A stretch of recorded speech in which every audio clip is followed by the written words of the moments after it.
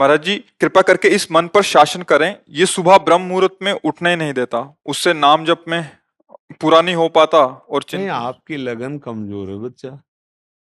नहीं, हमारा मन सोने नहीं देता, आप क्या बताओ क्या कर तुम्हारा मन उठने नहीं देता और हमारा मन सोने नहीं देता।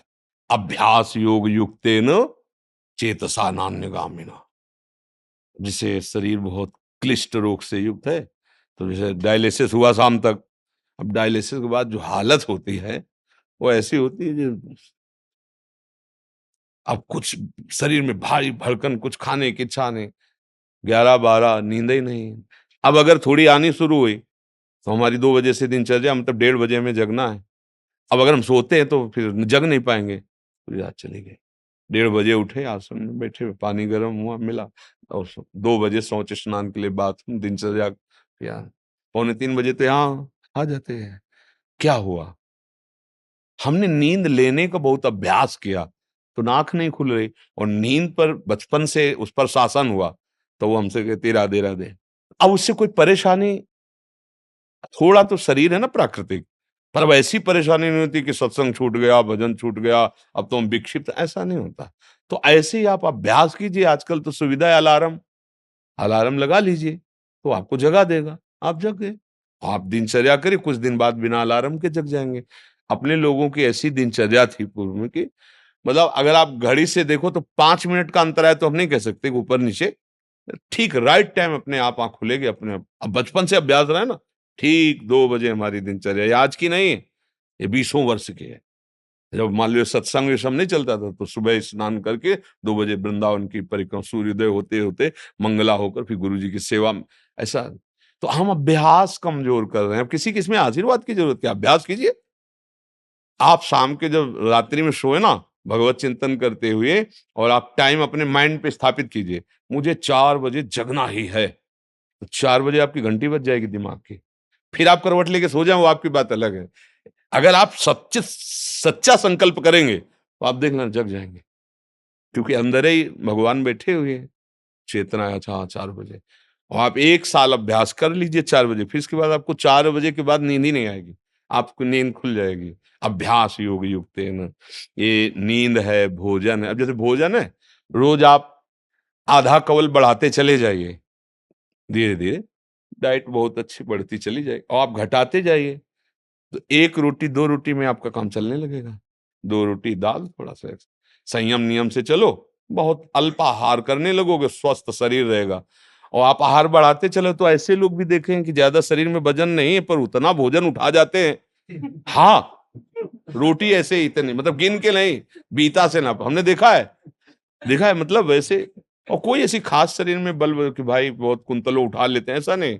अभ्यास, तो भोजन का अभ्यास, भोग का अभ्यास, नींद का अभ्यास, गलत कर लिया तो गलत, अच्छा कर लिया तो अच्छा। अब जैसे संयम, ब्रह्मचर्य, वर्षों, स्वप्न दोष भी नहीं होगा। आपने आदत बिगाड़ ली तो अब ना करो तो भी आपका ब्रह्मचर्य नहीं रहेगा। अभ्यास, हम गलत अभ्यास कर रहे हैं तो हम परिणाम में दुखी होंगे, परिणाम में हम नीचे गिरेंगे। अच्छी अभ्यास करें। उचित नींद, अब जैसे बालक को 6 घंटा आपको सोना ही है, 24 घंटे में 6 घंटे आपकी नींद के लिए पर्याप्त है। साधक के लिए 4 घंटे, बहुत शिथिल तो 5 घंटे, अच्छे साधक के लिए 3 घंटे। 3 घंटे में 24 घंटे की खुराक बिल्कुल फिट हो जाएगी इंद्रियों में।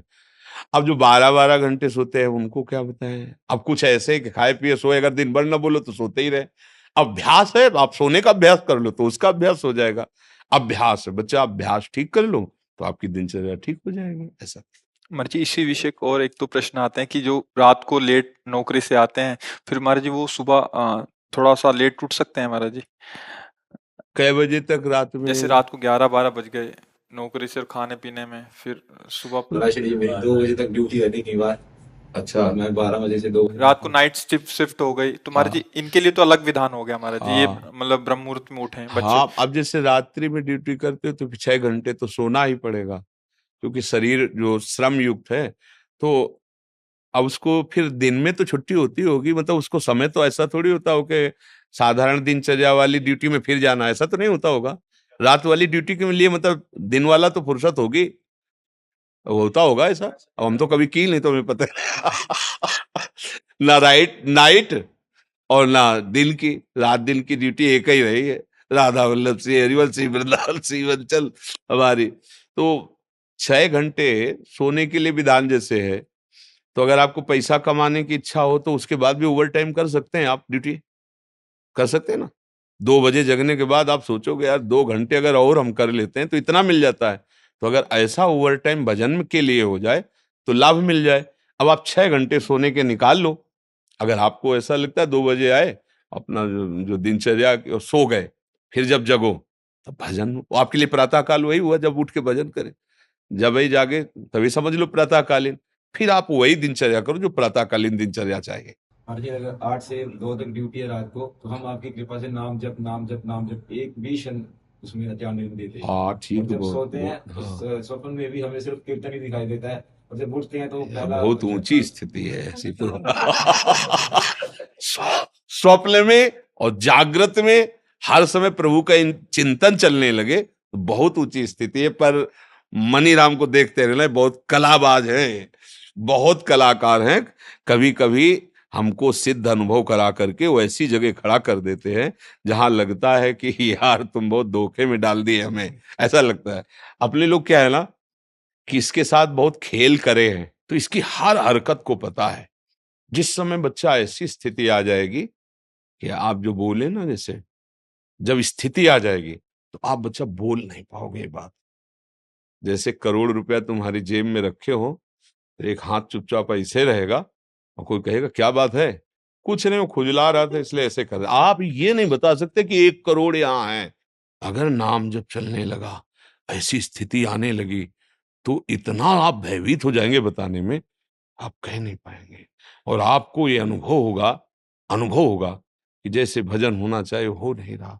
प्रभु मुझ नीच पर कब ऐसी कृपा होगी कि मेरा ऐसा भजन हो जाए। अभी क्या है, कृपा से हो रहा है, वो अहंकार में स्वीकृति हो रही है, इसलिए टिकाऊ बात नहीं बच्चा। भजन करने वालों के हृदय में ऐसी भजन की भूख पैदा होती है कि रात दिन करने पर भी उन्हें रोना आता है कि प्रभु कब मुझसे ऐसा भजन होगा जैसा संतों ने किया है, और रात दिन भजन कर रहे हैं। समझ रहे हो ना बच्चा, यहाँ आए हो ना, बहुत कृपा पात्र हो। तो अवास्तविक तुम्हारी स्थिति ऐसी हो जाए कि जागृत स्वप्न सुषुप्ति सुरत में राधा पदाब्ज छटा, चाहे जग रहे हो या सो रहे हो या स्वप्न में हो, लाडली लाल के साथ आपका मन सावई मना कृष्ण पदार। कभी अब कहना नहीं, और अभ्यास बढ़ाते चले जाओ। जो हो रहा है नाम जप, वो श्री जी की कृपा से हो रहा है, गुरु जी की कृपा से हो रहा है। कहने से ये बात हट जाती है, अहम पुष्ट होता है, चुपचाप अंदर ही अंदर। अब या तो आप जानते नहीं थे या आप करते नहीं हो, नहीं तो डर लग जाएगा। अपनी कोई चेक किसी को दिखाएगा, कोई पैसा दिखाएगा, हीरा जवाहरात दिखाएगा क्या? तिजोरी में बंद किया जाता है लॉकर में। एक चाबी वहां और एक चाबी गुरुजी के पास, एक चाबी आपके पास। केवल गुरुजी और आप मिलके बात कर सकते हो उस लॉकर की चाबी को, तो समझ रहे हो ना। अपने गुरु से केवल पर्सनल, घर गृहस्थी परिवार नहीं, बैंक में एक चाबी और एक चाबी आपके पास, लॉकर का होता है ना, दोनों मिला के, मतलब केवल सदगुरु और आप। फिर अपने अनुभव, फिर वो आपको कभी व्यक्त करेंगे तो फिर वो अंतर ध्यान हो जाएंगे, साधन में बाधा पड़ जाएगी। बहुत कृपा पात्र हो, चल रहे हो आगे और बढ़ो, पर गुप्त रखो अंदर की बात। और 6 घंटे विश्राम सोने के करके फिर पाठ भजन जो भी जैसी दिनचर्या हो घर गृहस्थी की, वो भी भजन है। जैसे अपने लोग कभी कभी कड़वी बोल देते हैं ना, खिलाफत की बात। ये थोड़ा, एक आता है सुदर्शन चूर्ण, सुदर्शन चूर्ण है, बहुत कड़वा होता है, पर वो बुखार को जड़ से नष्ट करता है। तो अब सचिव वैद गुरु तीन जो, प्रिय बोले भयास, राज धर्म तन तीन कर होई बेगही नाश। अगर सदगुरु मुंह छुपरी बातें करने लगे तो बिगड़ जाएगा मामला। वैद्य अगर मरीज के अधीन हो गया तो कभी नहीं ठीक होगा। राजा को अगर मंत्री मुंह छुपरे मिल गए सलाह देने वाले तो राज्य नष्ट हो जाता है। इसलिए जैसे अपने लोग हैं ना, तो आप हमारे मित्र हैं, आप हमारे बच्चे हैं, आप हमारी आत्मा हैं। जैसे भी भाव से, व्यवहारिक भाव से भी, परमार्थिक भाव से, आपको वास्तविक मार्ग मिल जाए, आप वास्तविक सुख में पहुंचे। इसलिए हो सकता है कि कभी आपके प्रतिकूल कठोर वचन, नाटक कर रहे हो, आप सच्चे चल रहे हो, आप सोचोगे मैं तो जप रहा हूँ, फिर महाराज जी डांट क्यों रहे? नाटक। जो आपका अहम जाल बिछाना चाहता, खत्म कर, खत्म। अब वो सुरक्षित हो गया। जो था माल वो पूरा सुरक्षित हो गया, कोई नहीं लूट सकता। अब अगर आप प्रतिकूल सोच गए, मतलब यार बाबा से हमने प्रार्थना की, बाबा ने हमें दबका दिया। भजन तो करते ही हो कुछ, दूसरे को तो माला पहना देंगे, जो मैं भजन करता हूं, मुझको दबका दिया। ये तभी कहा दुर्गम हो, संतों का समागम बड़ा दुर्गम है। जब देखा जाता है ना, जैसे मान लो एक आदमी बिल्कुल गंदे आचरण करता है और उसने कहा कि आज से मैं गंदा आचरण छोड़ता हूं, बस ये है कि हम 10 मिनट नाम जपेंगे राधा राधा। शाबाश, बारे बहादुर, चिंता मत कर, हमारा साथ है। 10 मिनट जब, अब आप 6 घंटा जप रहे हैं, अच्छे आचरण कर रहे हैं, अब आपसे हम नजर टेढ़ी करके बात करेंगे तो आपको लगेगा यार वो शराब भी पीता था, मांस भी खाता, आज बात करो। 10 मिनट की शाबाश बोल दी, और 6 घंटे जब करते फिर भी हमारे, क्योंकि अभी 24 घंटे पूरे कराने हैं आपसे, फिर पूरा जीवन आपका भगवत स्वरूप बनाना है। जैसे लड़का कोई नया है ना, और बस स्कूल में, और ऐसे गोली खींचे, ऐसे डंडा बना दे, तो टीचर क्या कहता है? वाह, शाबाश शाबाश, बहुत अच्छा। और अगर साल भर उतना ही करता रहे तो छड़ी लेके वही गोली डंडा, वही आगे बढ़, का खा गा घा अंगा, अभी तो ज्ञा तक पहुंचला है। ऐसे जब संत समागम में कभी उनका कड़ुआ वचन, उनकी डांट लगे, तो अंदर से सोचना चाहिए भगवान हम पर बड़े कृपालु हैं, हमारी रक्षा कर रहे हैं, वो हमें अपना मानते हैं। डांट किसको लगाई जाती है? जिसे प्यार किया जाता है।